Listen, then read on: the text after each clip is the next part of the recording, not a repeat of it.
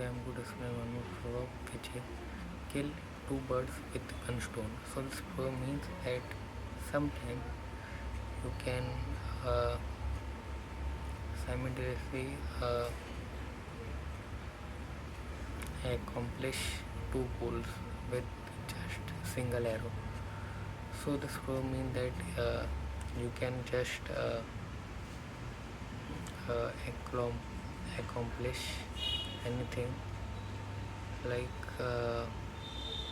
for example, if you are just like that uh,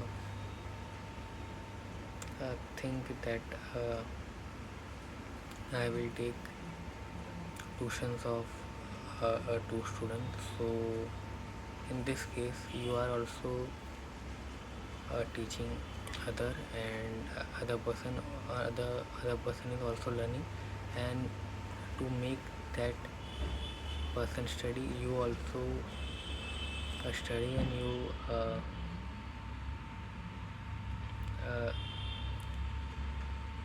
you accomplish two goals, like you also get the knowledge and the other person also get the knowledge. This is what this for me, and this is just for my mirror practice, just for myself. And thank you and bye bye. And yeah.